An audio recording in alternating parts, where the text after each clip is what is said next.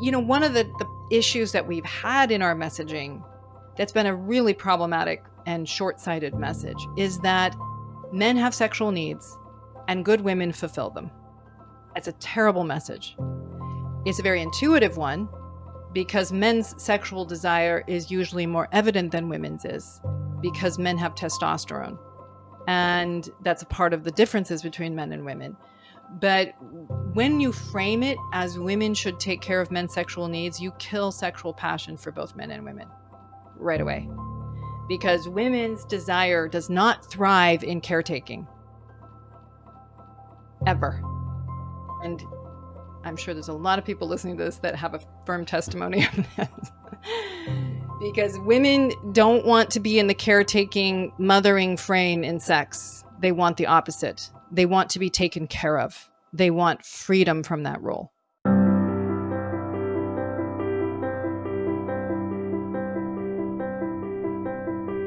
Hey everyone, welcome back to the Leading Saints podcast. This guest has been requested time and time again, and we finally arranged our schedules to make it happen. That is with Dr. Jennifer Finlayson-Fife. For those of you not familiar with that name, Jennifer is a Ph.D. counselor therapist who is often looked to as the expert of all things sexuality in the Latter-day Saint context. And so she is the go-to resource about this really difficult topic.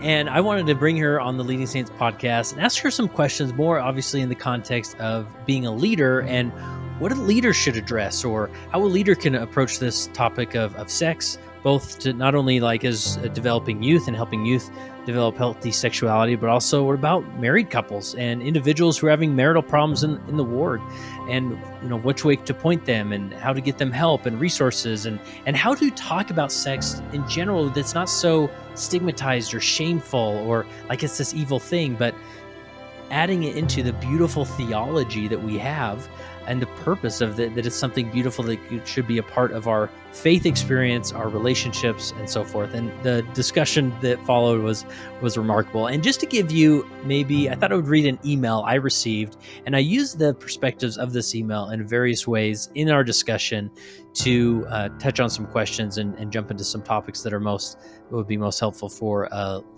leadership audience.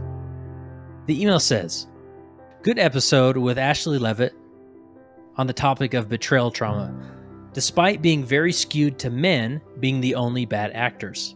I have one major concern about it. It didn't address the betrayal trauma men experience when their eternal companion gaslights and abuses their husbands through neglect, using intimacy as a weapon, starving their spouse emotionally while filling her tank with her friends' phone calls and other relationships. Typically, these friends and other relationships are not sexual or romantic, all while the husband is trying with all he knows to do to provide for her and their family. Nonetheless, these relationships have a spirit of emotional infidelity. Having a fair and balanced discussion would be nice. I have never condoned a man retreating to pornography or another person. All too often, when it does occur, it's a surprise to all but him, having lived in an emotional desert for 20, 30, 40 years. The scriptures are clear about men and women maintaining their relationship so that temptation doesn't enter in. I don't believe women in our society and the LDS micro-society are held sufficiently responsible for their contribution to bad marriages. It's just so easy for everyone to call these men garbage and throw them away. I've been guilty of that tendency myself. It would be refreshing to hear a guest which is not a man, one that understands this but is instead a woman therapist expert that can bring light and validity to this gaping hole in our approach to this difficult issue. I'm a physician that hears this not infrequently, and if we really want to help marriages, this is a major problem being ignored, and men can't say it without being castigated as a misogynist, toxic patriarch. Thanks for letting me comment." Well, I appreciate that email, and that's sort of the direction I hit on several questions thinking back to this email in this discussion, and phenomenal responses that Jennifer Finlayson-Fyfe gives a lot to think about, a lot to consider, and ways that we can highlight this beautiful gift of sex and sexuality that can enhance relationships, especially those sealed for time and all eternity. So here's my interview with Dr. Jennifer Finlayson-Fyfe. All right, we finally have Jennifer Finlayson-Fife in the studio for Leading Saints. How are you, Jennifer? Good. Yeah. Good. You have a brand in our community. I mean, in Yeah. a broader community, but definitely in the Latter-day Saint community of you're the person that talks about sex, right? Yeah. I am. I would have been So, horrified to know that when I was an adolescent that was going to be my future. right. Yeah. Well, I think I couldn't have anticipated the career path I have either, but here we are nonetheless, and these are important topics to talk about. And I mean, is that on this topic, there's just so many ways we can go, and obviously in the Leading Saints world, we're going to focus on what church leaders maybe need to consider or Yeah. understand about this dynamic. But like, especially when I connect with a therapist, I'm just curious, like, as far as Latter-day Saints go, like, what are the general themes you're hearing right now, or the concerns or issues that are coming up most when you're meeting with some of your Latter-day Saint clients? Mm. Well, a lot around faith crisis things. One or both people going into some level of questions and just trying to sort out who they are, how they're in relationship to one another, how to be in relationship to the church. Just a lot of that happening, at least of people that are coming to me. The kind of larger story of my work has been around sexuality and creating more intimate marriages and, you know, women's sense of self shifting in society, men's sense of self shifting in society. Uh, Women often taking a lot of the brunt around sexual conservatism. What I mean by that is, it's traditionally, but I think men more so with pornography and a lot more focus on men's sexuality in the last couple of decades. So, that's a really broad way to answer. A lot around sexuality, intimacy, spirituality. Those are the themes that are always, coming into my office. Yeah. And this is the interesting thing about our faith is, I mean, all religions sort of have this emphasis on marriage, but our faith maybe has a more unique doctrine around marriage and sealing and Yes. for time and all eternity, those things. And sex is such a huge part of that dynamic, but we Yes. also never really address it, or it's sort of done Yeah. passively, or, hey, here's this pamphlet, or read this Yeah. book. But on a fifth Sunday, you're not going to hear a bishop stand up and be like, great, let's talk about sexuality, as Right. everybody like has an excuse to go home early, right? But Yeah. but that dynamic exists, right? A little bit differently in our faith. Yeah. Right. Like we really value marriage. I think it's implicit that we value sexuality.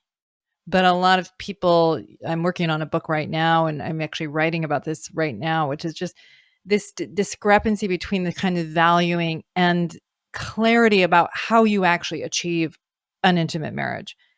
Because we focus more on roles, at least traditionally we have, and needs and fulfilling each other's needs, which is not the same framing that is necessary for creating an intimate marriage. And so we value it, but we haven't really done a great job of understanding what it is enough to facilitate or help saints achieve it. Yeah. So, it's not anybody's fault. It's more that we have a kind of mixed model sometimes, and it can be difficult for people who are trying to sort out how to have a happy or joyful marriage, how sexuality fits into that.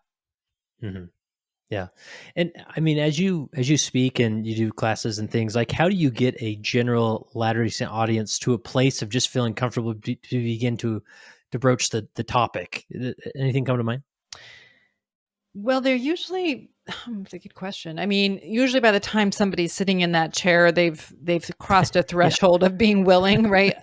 But, Uh-huh. a lot of people show up and they're pretty anxious, and you can tell they're anxious and they're afraid they're going to run into somebody they know. And of course, the good news is if you do run into someone they're having the same issues because Yeah. they're also there. I mean, I think that I can see that people get pretty comfortable within an hour or two.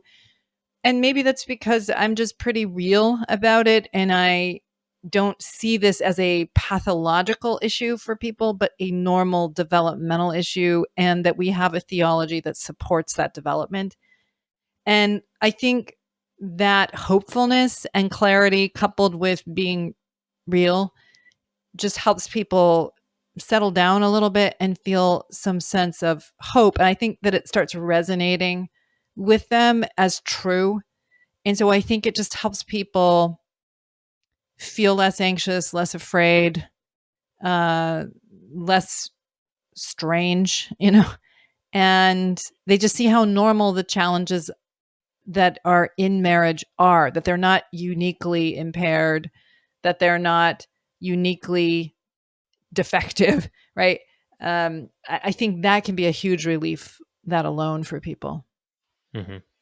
Now, when we think about sexuality in general, and obviously, like you've touched on, like it's something especially married couples need to address, process, talk about, and a lot of like, I guess my question comes to like, what's the church's role in all this, or church Mm. leaders' role in all this? Because sometimes as a youth, I think we all think back in the 80s and 90s, those that were Mm. raised that time of the bishop gave his like law of chastity talk, or Mhm. the YSA ward, like every year the bishop does his law of chastity talk. And Mhm. I kind of, at the end of my time as bishop, I kind of came to this place of like, wait a minute, like that's not my job. Like Yeah. you parents should go home and have a law of Yeah. chastity talk. It's not my job to have that awkward conversation. Or I feel like they outsource it to the Yeah, bishop a for lot. Like, sure. well, bishop, you should talk about that because Yeah.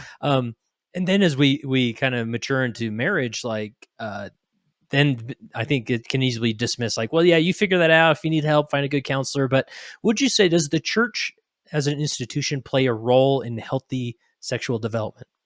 I mean, it's an excellent question. And I guess I would actually say I think it should. I just think we need to do a better job of it because our sexuality is a part of our morality and our spirituality.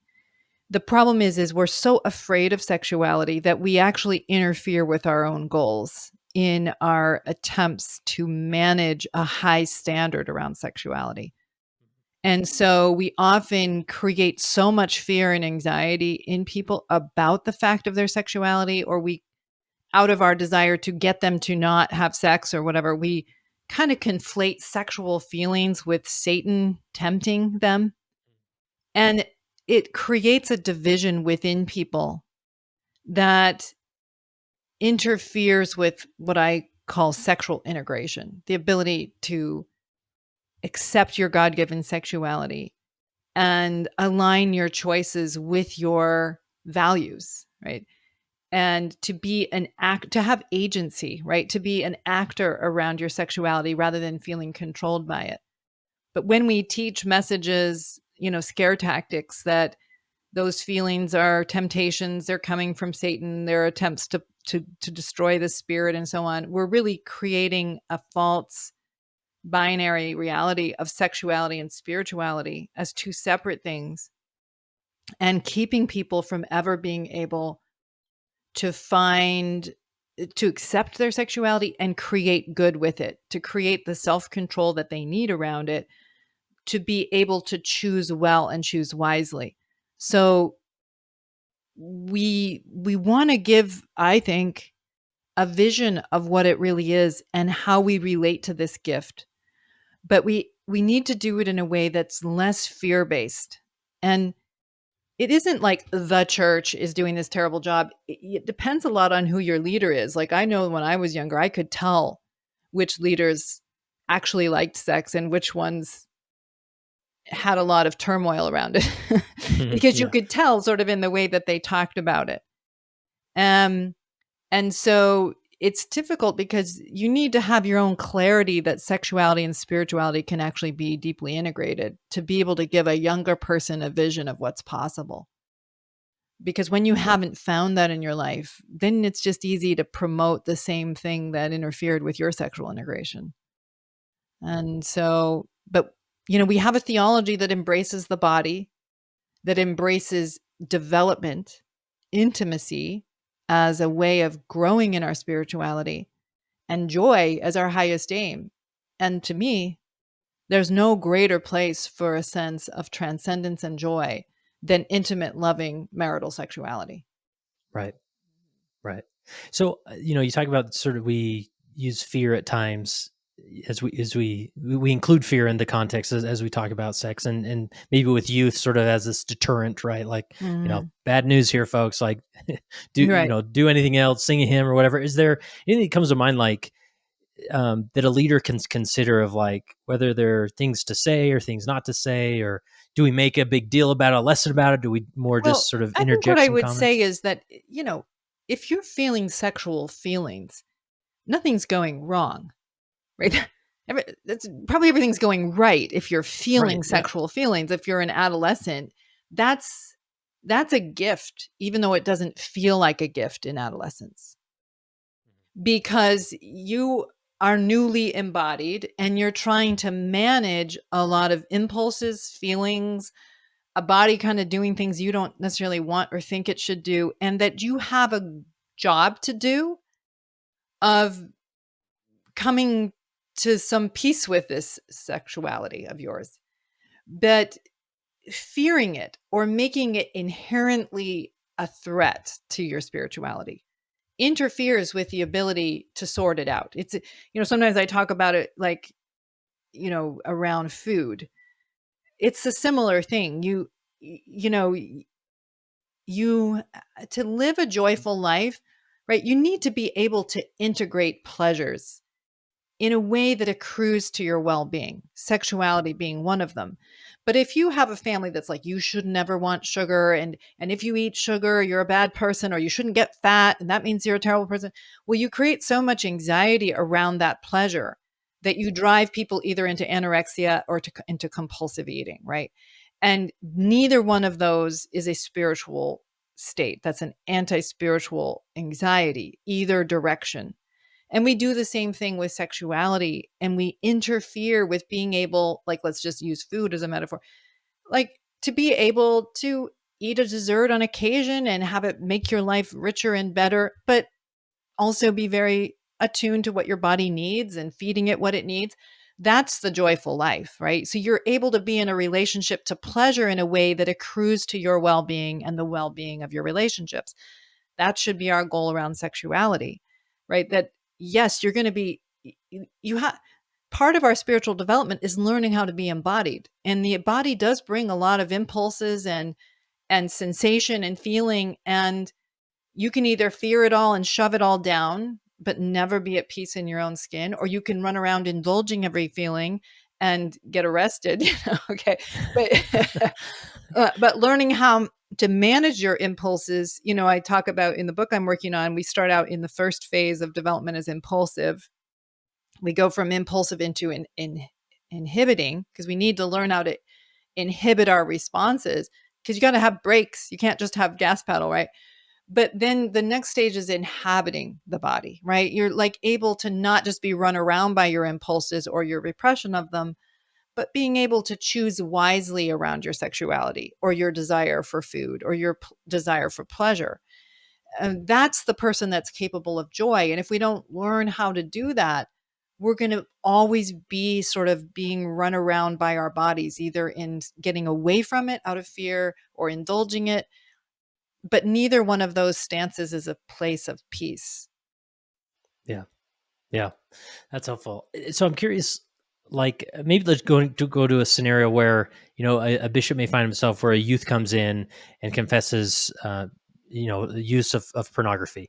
And Mm-hmm. the difficult part of all that is there's so much shame wrapped in that experience. Not Mm-hmm. only that not only the pornography side of it, but that you had to set an appointment, you had to kind of go to the Mm-hmm. church principal's office, and there Mm-hmm. you Yep. are, and you got to confess, and you messed up. And so Yes. there's so many layers of shame already. But like, what how could a bishop better approach that, as far as like what should he keep in mind as far as responding to that, where a youth is opening up about Yeah. that? Well, I mean, I think as a starting point, I would say on some level to normalize it, like that the fact that you find sexuality appealing, attractive, alluring just makes you a normal human being, right? It's just part of how we're wired, because we're drawn to sexuality. We need to be. It's part of being able to procreate. It's a part of creating an intimate marriage. So there's nothing strange about the fact that you find that compelling. The question is whether or not it's going to accrue to something good in your life and what you ultimately want in your life. So it's like, yes, you have the feelings. That makes sense. That doesn't make you, because a lot of people I've worked with are afraid that that makes them degenerate, or their next thing they're going to be a child molester. Like, they have a lot of anxiety about what this ultimately means. And they're Yeah. calling themselves a porn addict, like out of the gate, which is all very unhelpful. It's not helpful. You're just a human being. I remember when I was younger, I'd find the Sears catalog and, you'd be like looking at the underwear section and, I mean, Yeah. I don't know. I at least think of myself as we just didn't have access to the internet. But, still, I and my siblings found sexuality interesting. That just, I think, makes us a normal human being. So you can say, like, look, that makes you normal. But you're in an environment where you're trying to eat healthy, but you're kind of living in a candy store. That's the Yeah. truth.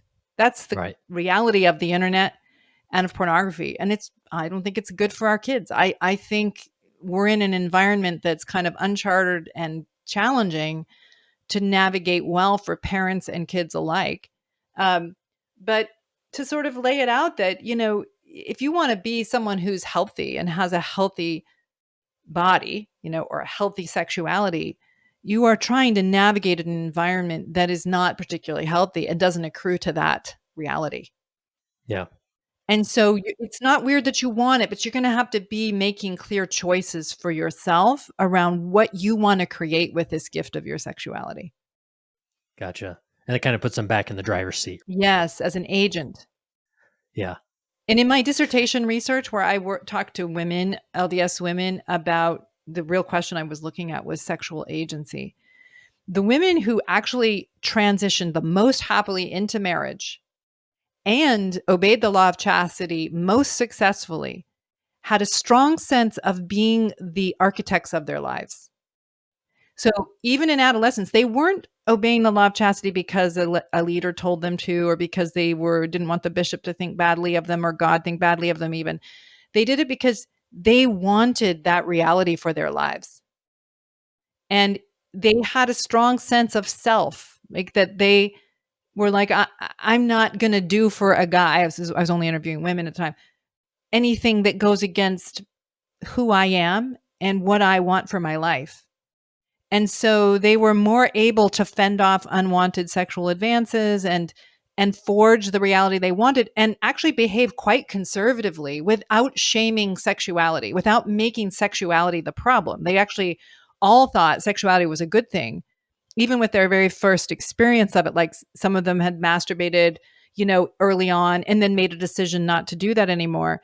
But they didn't see it as a bad thing. They actually saw it as like, oh, that's exciting that my body can do that. And I want to wait until later. So they actually went from kind of putting it on the back burner for years towards being able to really step into marriage, because it was driven not by shame, not by fear, but by self-authoring.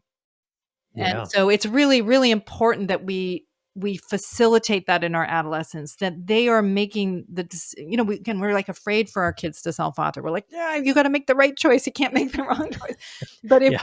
but ultimately they're going to decide. And the more that they take ownership of what that life is going to be, the better they'll do with it, rather than doing Yeah. it out of rebellion or compliance. Gotcha. Yeah. And so what I'm hearing there is like sometimes we frame sexuality as like a desire that sneaks up on us when in reality it should be a desire that we should choose as part of our story, Yeah. and we want it to be a healthy choice. That's right. Exactly. Yeah. Yeah. Exactly. Like, the women who did well, they saw it as like, I like this part of me. I'm grateful for this part of me. And I can't wait to be able to express it in a way that is good in my life. And that means waiting for now. But they didn't deny the desire. They channeled it. We even have the language of bridling. Sometimes we think of bridling as suffocating, but if you bridle a horse, you're actually directing the energy in a way that's good for you, right? And so you don't want to suppress it, you want to bridle it. Yeah.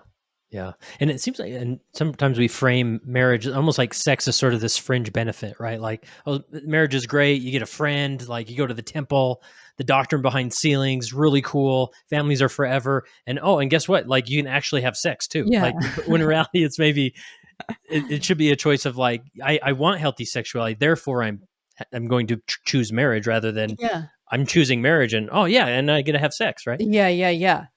Well, it's also the idea that we think it's just so natural. It's just going to like just kick in the right Right. way Yeah, rather yeah. than kind of owning that identity early on. Do you know what I mean? We're so afraid of it. Like, but the thing is, even babies are sexual beings. We're just sexual from birth. That's what we are.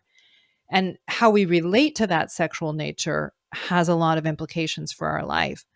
But yeah, owning it as a part of life and part of a joyful life um, does set you up to be able to be sexually intimate. Because if you've suppressed it and you think, as a woman, for example, oh, your husband is going to bring this part out of you, this part that you've suppressed over, 2 decades of time, that doesn't usually go well. And he's not that powerful usually. Hmm. Yeah. Yeah. Hmm. So going back to the youth context, like, so obviously normalizing these feelings, you're a very normal person for having them. Is there anything else is like, I mean, because the law of chastity is a doctrinal principle, is a Hmm. doctrinal thing Hmm. that, yeah, there's going to be lessons on it. Sure. But I mean, do we need to have lessons focused on it? It is valuable to talk about what our standards are, but I think it's also, and talking about some of the contrasting values in society. Like, Mhm. this is what we stand for as a church. This is what is in the current reality of society, which is sort of a doctrine of if you're healthy, you are sexual, right? So if you're Mhm. not sexual, you are unhealthy. That's kind of the current environment, which has truth in it and it has real limitations in that ideology. So it's helping kids to see better and then giving them the clarity that they ultimately are choosers. So, there's times when I've been asked to teach young women's and about the law of chastity, and I will lay out what is the law of chastity? What is it teaching us? What are the standards, right? But ultimately that they are going to determine what they choose and what they live by. And they should think seriously about what it is they want to create around the reality of their sexuality. And Mhm. so, I've had young women like write in their journals or on pieces of paper that they don't share with me what it is that they really desire. And that it's important for them to be true to that, to never betray the best in them to get someone to like them or to get someone's attention or to take advantage of another person. Like, that will never, ever work to their well being. And that it's basically just handing the mantle of responsibility to the emerging adult, because that's where the power is. That's where the self-control will come from. And it's a beautiful doctrine. I mean, to say like we value sexuality, we value the body, we value pleasure, we value joy, and the way in which you express it has huge moral implications for your well-being.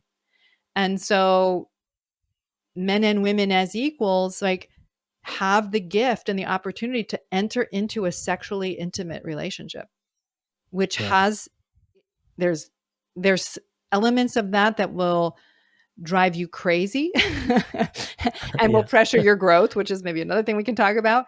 And there's elements in that which will sustain your soul and give you joy and peace and is a marital sacrament. It really Yeah. is. Yeah. So let's like move in maybe to adulthood where it seems like, there's maybe a lot more lessons or attempts to address sexuality and the law of chastity in those youth years, because that seems like that tension is just so there, or like Yeah. these are blossoming feelings and Yeah. let's make sure we bridle them from the beginning. But then in adulthood, like I remember, as a bishop, people coming in, couples coming in sort of with this tension in their marriage. And of course, I'm reaching out to resources, professional therapy and whatnot. Yeah. But sort of this, you talk about everything else going on, the communication or the kids or, whatever it is, but rarely do you talk, bring up like sex actually might be a thing because, nobody really Yeah. knows how to talk about that. So like, take us into like, as far as adulthood, as far as what the Yeah. role of the church is for those adults. Well, this is all super tricky because, we've got our I know. theology and then it's sort of like who's in charge of having those conversations. And especially like Right. poor bishop. I mean, what I mean is like, they might be an engineer. They're not a sex therapist. This is not easy other than holding what our values are and holding our values clearly. Okay. Mhm. Because how you help a couple get there can be tricky. I mean, but I'll come to that in a minute. Okay. But one of the other reasons why I think we focus a lot on the youth is because we sometimes understand our goal in the church is to keep people from having sex. And if we get them across that finish line to the marriage altar without having sex, we've succeeded.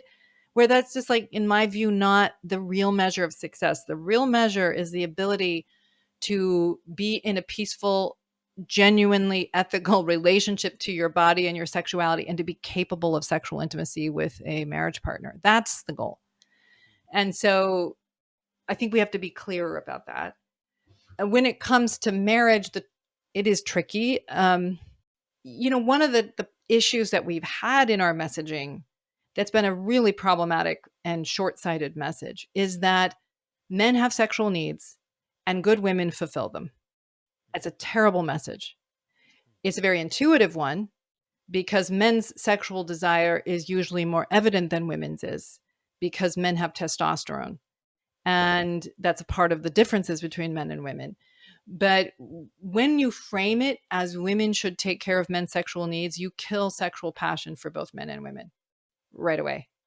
Because women's desire does not thrive in caretaking, ever. And I'm sure there's a lot of people listening to this that have a firm testimony on that. Because women don't want to be in the caretaking, mothering frame in sex. They want the opposite. They want to be taken care of. They want freedom from that role. Now, a lot of women won't let themselves do that either, okay? Because that takes a strength of self to be capable of that kind of care and to be able to receive on that level. And a lot of women have been taught in the church that receiving is selfish, and that knowing what your desires are is antithetical to spirituality and to goodness. And so we have, in our efforts to make women obedient and service oriented, have pummeled the sexual desire and clarity out of them. And then we say women should then take care of men's needs. And yeah, you might get sex once a week in that frame, but you're never going to have passion. And that's what men want, is they want to know that they're not a predator. They want to know that they're being desired and received, and that they're not hurting their wife, because men have been taught to be protectors. And so how can I do unto her something she doesn't want done unto her? Right. And so it can eat at the souls of men too if they don't feel desired. And so then sometimes men will go for the, well, I have needs thing, but then they keep in place the very thing that causes both so much pain. Yeah. So this caretaking dynamic, and I know I've heard horror stories about that, or a husband struggling with pornography, and we look toward the wife and be like, hey, just make yourself more available, and that should do it, right? Which isn't Not helpful. true. Yeah. I'm curious, like, because I don't necessarily hear this. I kind of feel like sex in general is just not even talked about, let alone told to be. That women should be a caretaker that way. Like, are there other ways that this is, or how are ways that this is communicated that we should be made aware of? It's a good question. I mean, it's interesting because when I work with women, a lot of times they'll say, like, I don't even know how I heard this message. I just understood it as true. Because I think when we talk about modesty, for example, we tend to focus on the idea that men have sexual desires and that women can be helpful by masking their sexuality to manage men's desires, right? So it's just a message of, you're partly responsible for handling this guy's feelings and needs. Also, just that I know that I grew up in the 80s, so things have probably shifted, but in young women's, I was getting lessons a lot on the idea that good women are selfless, that they are attending to the needs and the feelings and the desires of their husbands and their children. That's the measure of a good woman.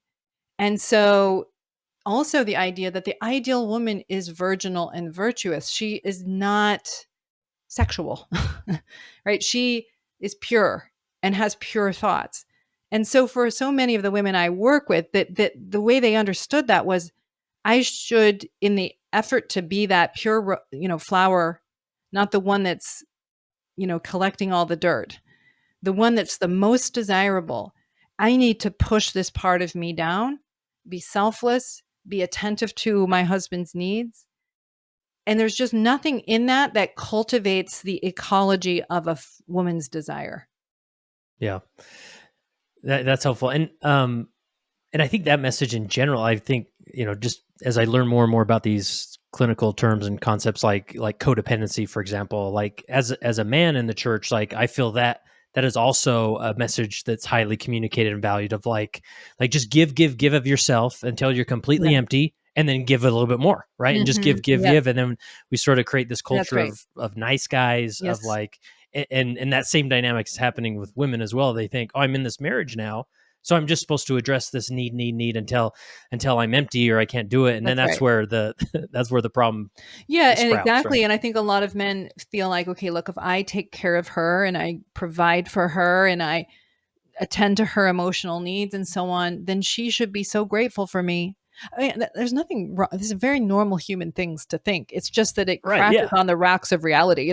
Then she'll desire me and she'll be so grateful for me and she'll just want to make love to me. And then she doesn't. And then what the heck? Like I've sacrificed so much and she still is not there for me. Yeah. And the feeling of despair and loneliness and grief is just painful. It's really hard.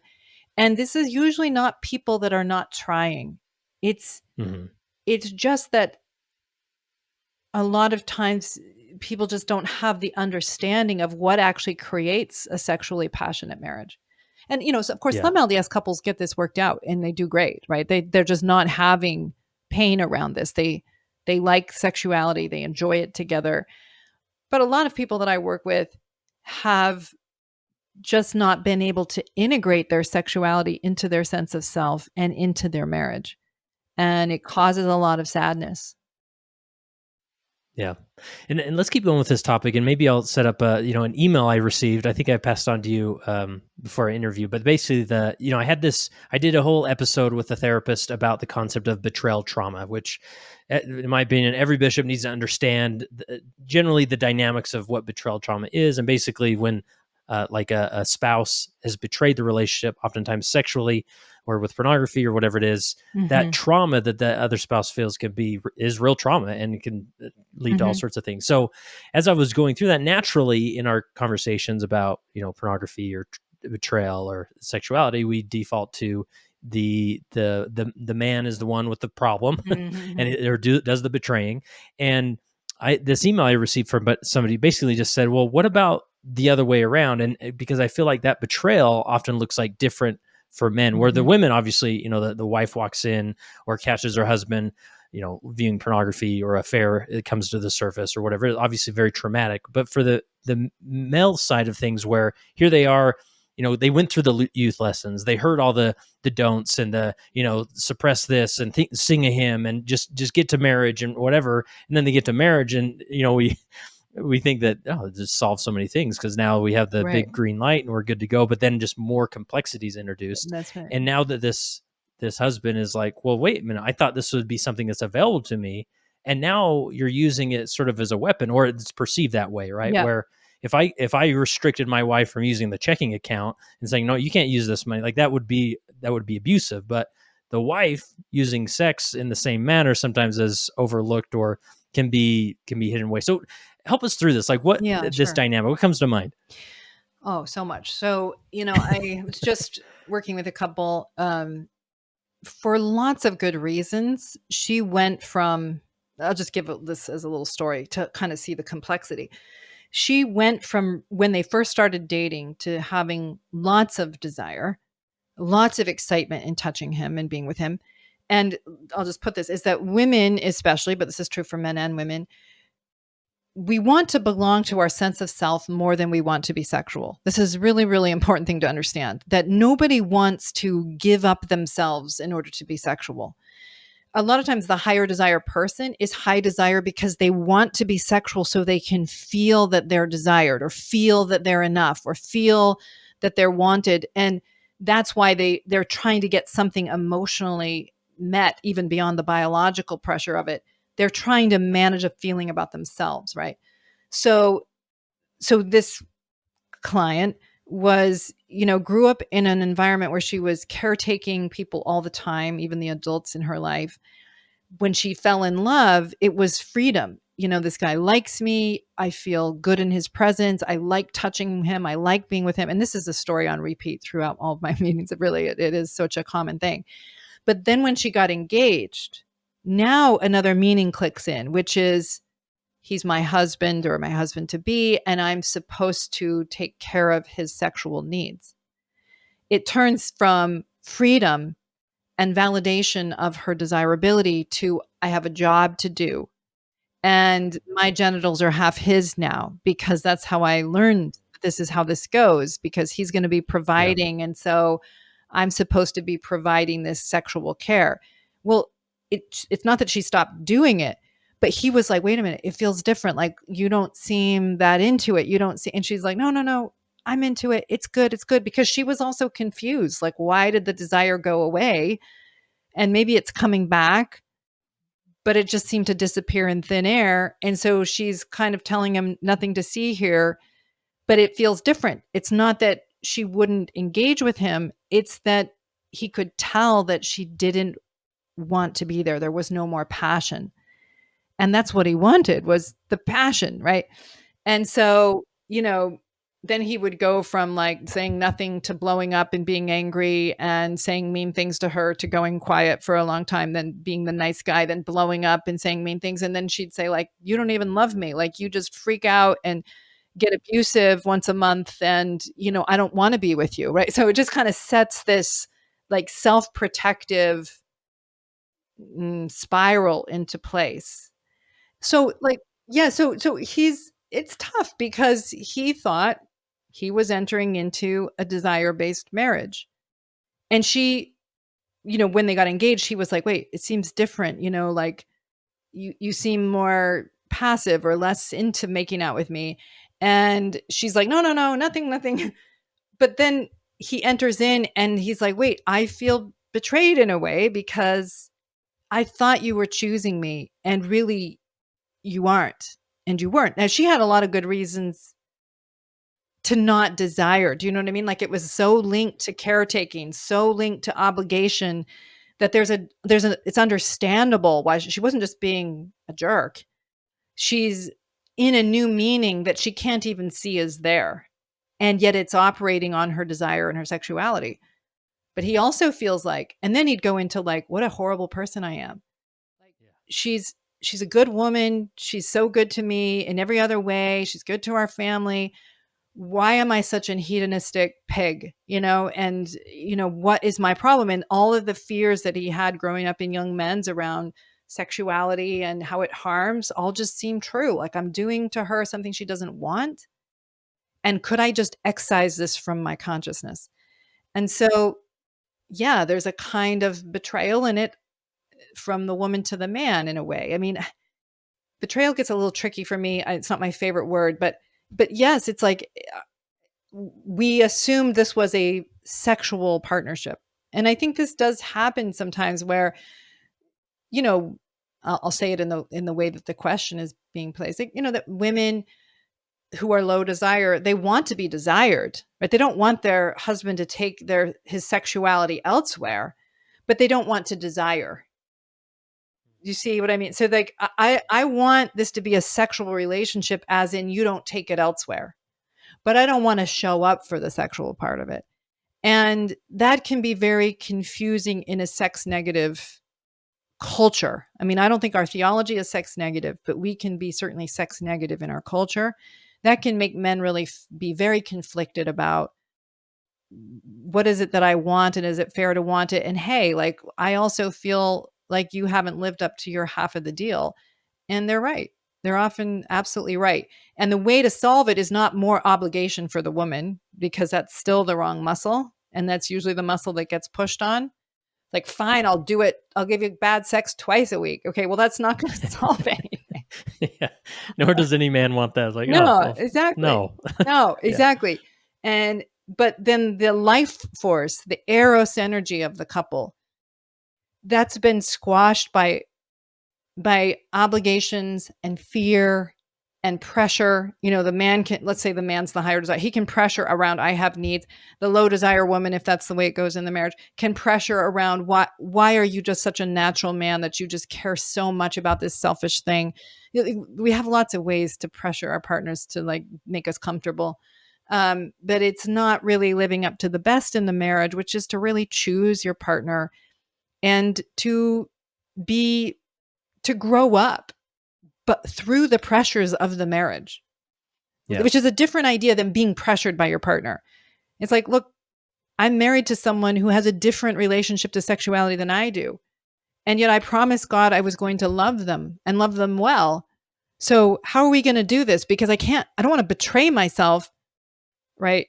But I also don't want to betray you. I want to be fair to you. So how do we work around these differences?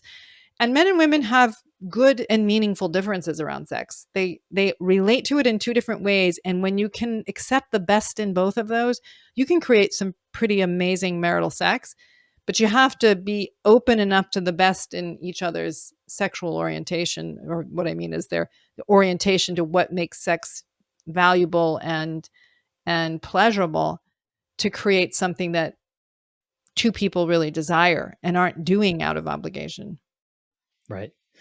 Yeah, and pivoting a little bit back towards the leadership experience, like I guess it's that stigma that I'm not quite clear what to do with. Where, for example, and I've been in these meetings, or you hear it in general conference, even sort of this lecture to men as far as like, listen, brethren, you need to step up, help her out around the house, help to get the kids to bed, date night, once a week. Let's show up as men and give these beautiful daughters of God the men that they deserve. But you never hear that on the other side. Is like, all right, women, listen. And obviously, it'd be weird coming from a male leader, but even from a sister leader of like, women, listen. We got to show up. We need to take sex a little more seriously, and because there's just such the stigma around like we men should be doing that, frankly. Yeah, because that's my question. I mean, should we? Well, I mean, I'm doing that really I'm not saying it in this shaming way. I'm not, but more like, look, we have this amazing gift of women's sexuality, and women's sexuality, I mean, not to brag, is more impressive than men's sexuality.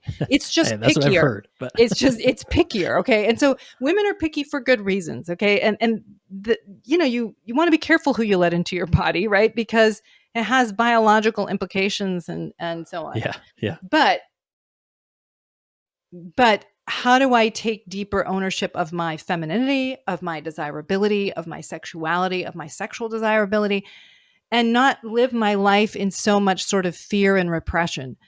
Not to manage his needs, but to claim the gift of your sexual and sensual self and step into your strength.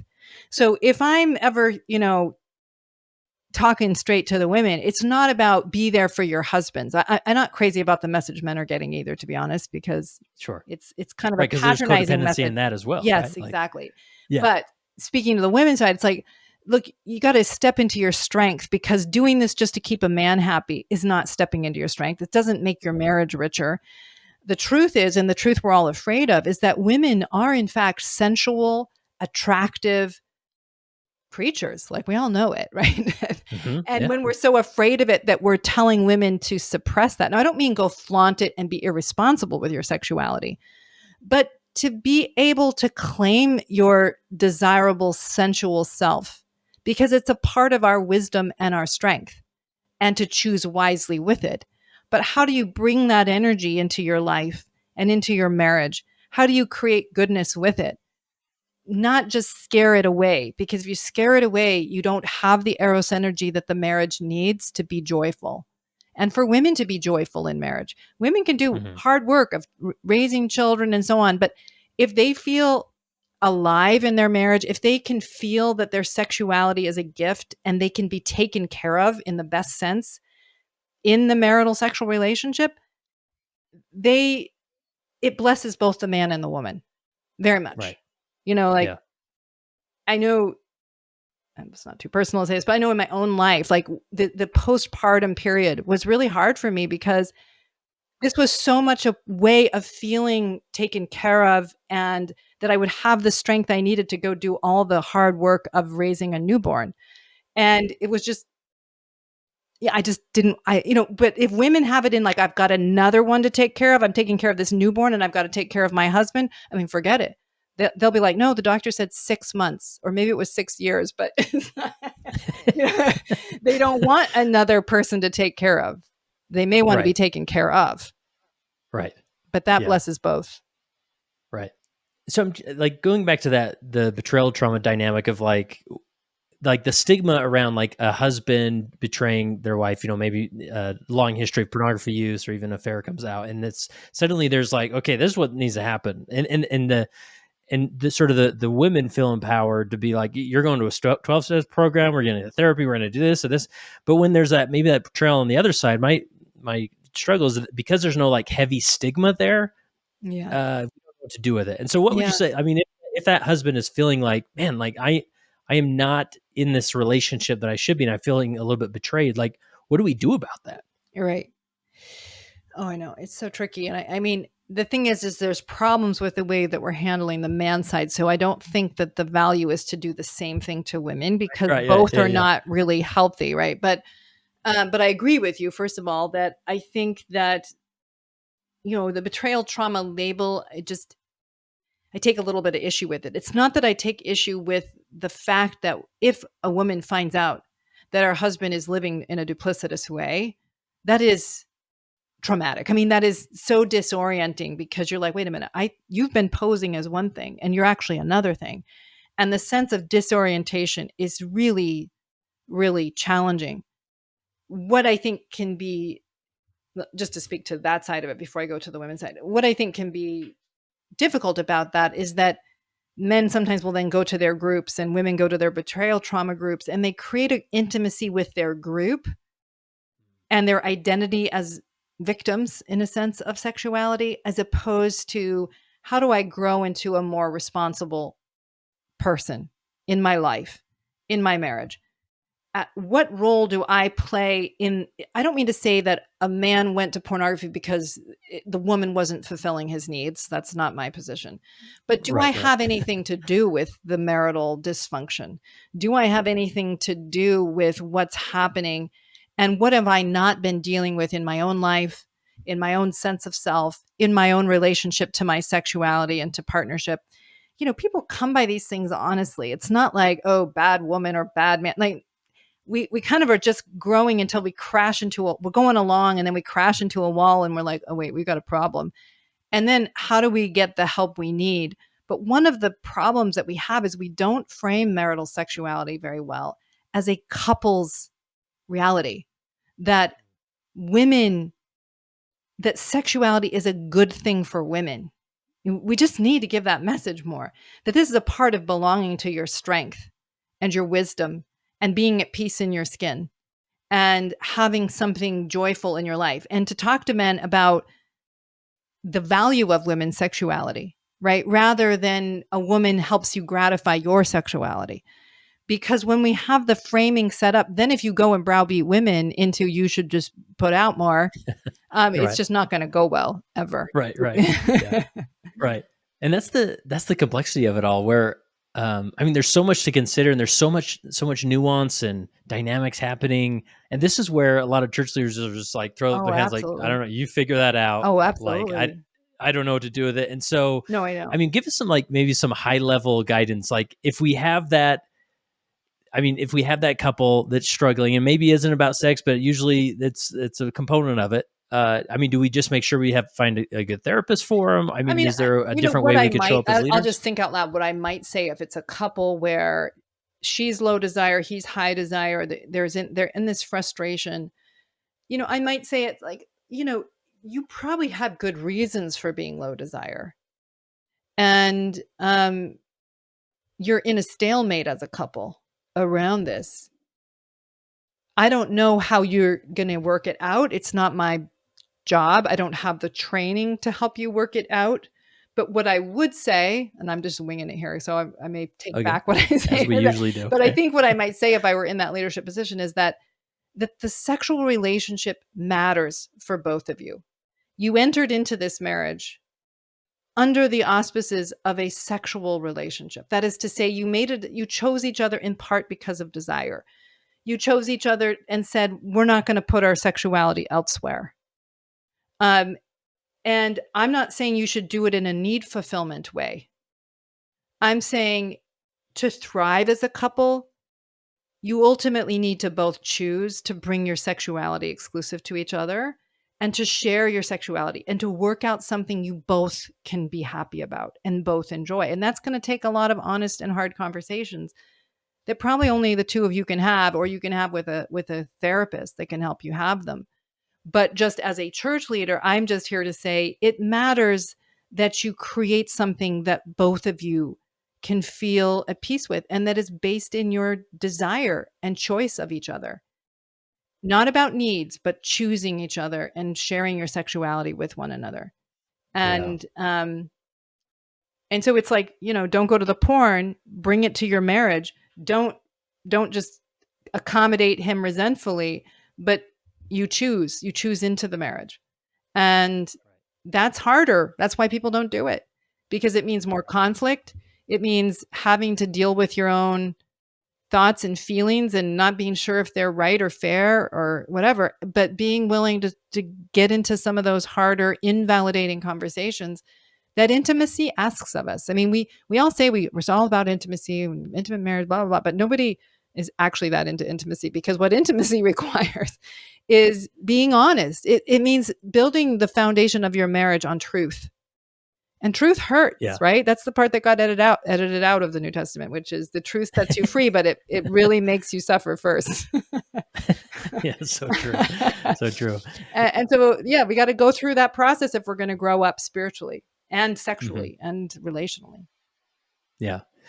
So what I'm learning and just hearing and gathering from a leadership standpoint, like if I was to do the bishop thing again or whatever, like it's not necessarily of browbeating one side or the other, Yeah. but like encouraging, like highlighting sexuality as a thing, as a healthy thing that should be present. And regardless of the dynamics that each couple's facing individually, like if there's some tension in the relationship, like how is sex showing up in that, or what role is sex playing in that? And then just inviting people Yes, into that choice, or into exactly. to take the journey That's right. into that world of sexuality to figure it out. Because when it's dialed in as close as possible, it's a beautiful That's right. dynamic that enriches a couple's life, rather than just ignore it and wait till the kids are over. Then we can finally, I don't, That's right. or wait till the kids are older, right? Yeah. Like, But a lot of people do that. They sort of imagine, we'll just put this aside and then it will be, and just doesn't, it's hard to wake it back up. So, but yes, absolutely. It's in the invitation of it, because in my book, one of the things I write about is kind of stages of sexual and spiritual development. And when we're very young, we need the do's and the don'ts, the black and white. Authority is very external. Then we move into like the social stage, and that's where we're learning that we have an impact on other people. We learn about roles in marriage and so on. But external is authority still. So that is to say, that's where we can get browbeaten pretty easily, because we're still sort of looking outside of ourselves to tell us who should I be and what is it that I'm supposed to do. We need those stages. Okay, we need to start there, because it's helping us to shape our morality and to get a sense of right and wrong and what the rules of engagement are. But when our spirituality really thrives, and what's at the core of the capacity for intimate, joyful marriage is what I call stage 3 in my way of talking about it, which is the self-authoring stage, or the self-defining stage, where you are a creator of goodness, right, through your choices. And so when a bishop is talking to somebody in a marital challenge, it's an invitation around stepping closer to what our ideals are and what actually creates joy. But it's not the browbeating, of course. It's not about you should do this, and you're a terrible person if you don't, but more, you could create this if you wanted to. You could bring your moral courage and talk more honestly to each other and start sorting out who the two of you are, and letting the growth that naturally comes from that happen to your souls. But it takes a lot of courage, right? Sometimes we'd rather do the external authority and just put out or whatever sexually, but not really choose. It feels more exposed. But I think that's adult spirituality, and where we do best as leaders of adults is to invite them to live up to their ideals better. yeah. Yeah. And I think that, I mean, sexuality is such a microcosm of so many other dynamics, maybe in a relationship where if, as a husband, if I'm just doing the dishes because I'm supposed to, or showing up as a father because I'm supposed to, Yes, that's much different than when I make the choice of like, 100% it I is. want to be a remarkable father and step into Exactly. these And relationships she can on feel a it. whole nother level. Right. She can Yeah. feel it. Is Right. he doing the dishes because he wants sex? Okay. Or is he doing the dishes because Right. he's invested in my life and he cares about Right. me? Because when Yeah. it's the latter, it's like, that's a very attractive man. If it's the former, it feels like that's a manipulative man. And I'm going to resist it. Right. So, yeah. Yeah. And the nuance is so fine between those at It times, is. it can be It difficult. is, but it's really, we're good at mapping each other. We're good at tracking motivation. And so you have to say like, wait, you want to track yourself. Am I doing this because I want a reward? Or am I living into my higher self right now? And when you're living into your higher self, you become a more trustworthy person and you become more capable of intimacy because you're more willing to be known. Yeah, that's really good. Any other point or principle that we could better understand as we talk about this topic in our religious context? Just the idea that comes to mind is just that church members are often very complicit in looking to the bishop or the leader to tell them what to do because Yeah. we want to be commanded in all things, at least on some level, right? We want like, Right. just tell me what to Yeah. do. How many times a week should I have sex? Whatever, I'm not going to look at porn so I can get to the next meeting and tell you I didn't do it. But it's very, how to say it? It's very childlike. And look, we do childlike things all the time as adults, but as a leader, you want to be careful to not be complicit in that unless it's somebody who really, really needs that level of hand holding because they're lower in their development. But if they're adults that are sort of ready to take more responsibility for their lives in the moral sense, then in some ways giving the onus to them, like it's on you guys to decide what kind of marriage you're going to have. It's on you guys to decide if you're going to be in a constant fight over sex. It's on you guys to decide if you're going to create something beautiful with the gift of your sexuality in this marriage. It's up to you guys if you're going to live up to what you promised God who you would be. I mean, one of the things that I've found with people is when they betrayed their own view of who they would be in their marriage, they have a lot of anger towards their spouse. So that is, they will sort of blame their spouse because they have not been the person they feel good about. And it can be helpful to ask people to consider if they have lived up to their own expectations about the kind of marriage partner they would be. And if not, in what ways haven't they? Now you have to watch people because they'll try to sneak in a lot. It's because it's his fault or her fault. Okay.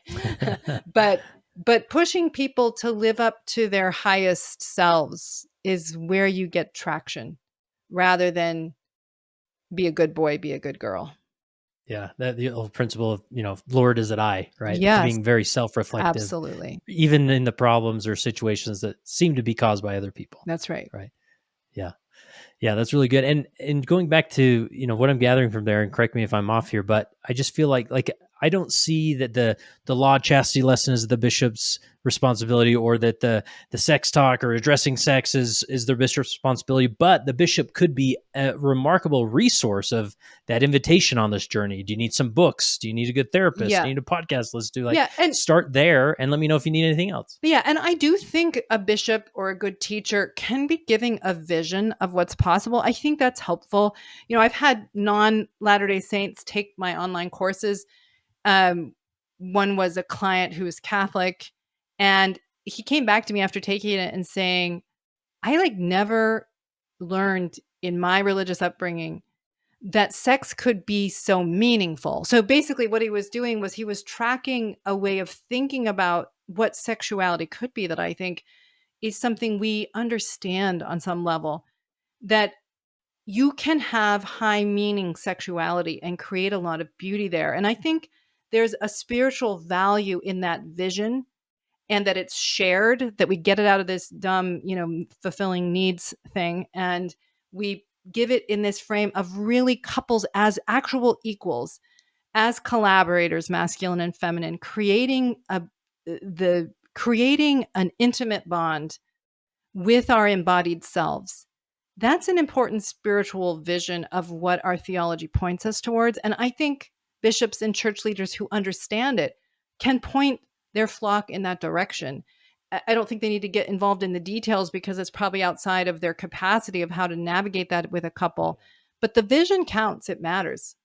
Yeah, I love that, and that's at the core of leadership, is just casting vision in Yes, these that's things right. and in all things. That That's this right. can be a beautiful concept, and you should not assume that. Yeah, you're in your 40s, so maybe every few months, sex is part of your life. Like, isn't everybody there? Like, but to really cast this vision of like, no, sex can be a beautiful, uh, a huge component That's of right. a thriving relationship. Right? And I would maybe throw in there, if you're a leader teaching it, and women know a lot more about good sexuality than they sometimes let on. So that is when women have been taught to be the virginal, they often aren't talking about what they want, and they just sort of go and accommodate what the man wants. But what women often are looking for depth and investment and a deeper kind of connection, but they don't stand up for it. And then the marriage doesn't evolve into something richer that works for both and is desirable for both. So it's also getting out of the masculine centric version of sex and more feminine centric, because there's a lot of information there that the marriage needs.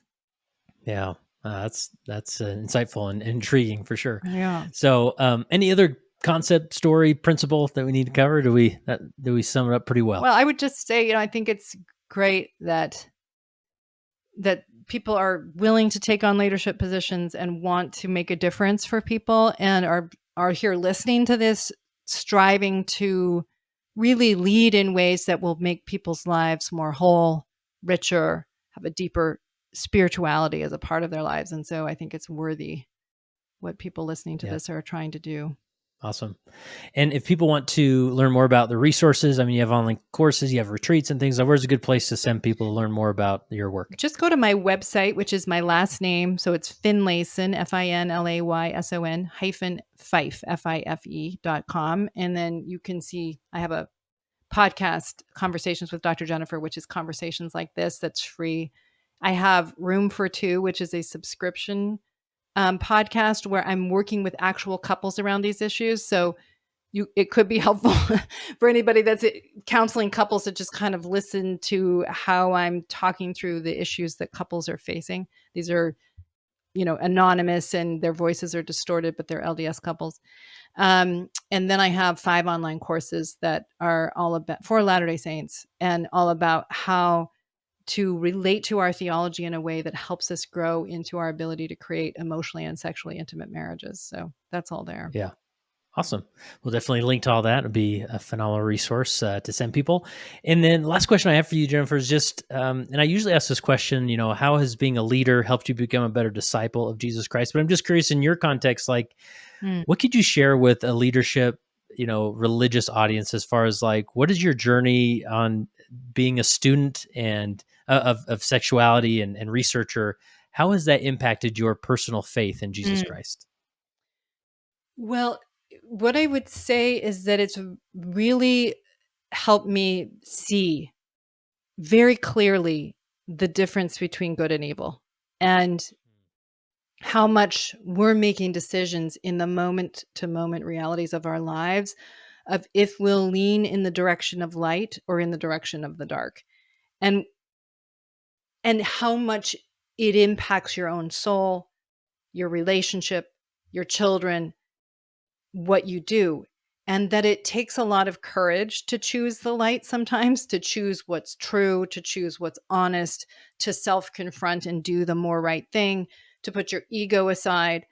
But when I see people do this, it is so beautiful, because you see like the light in them, like that change in their countenance. You see the transformation of people and the beauty that happens there, the deeper depth in the marriage, the greater peace in their homes.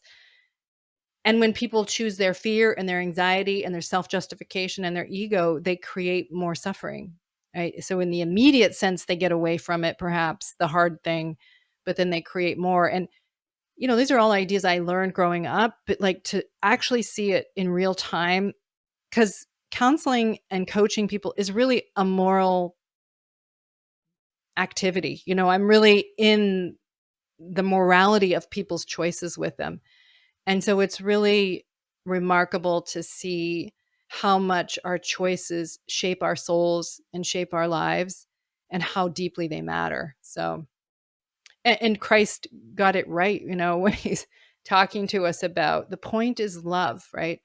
And the point is not how things look. Our faith is here to teach us to love. We're not here to just comply with our faith and think we're better than other people, which is the natural man thing to do. But how do we use our belief in God and goodness and our intimate relationship with God in Christ to forge more courage and to do the right thing in our lives? And so, it's beautiful and hard.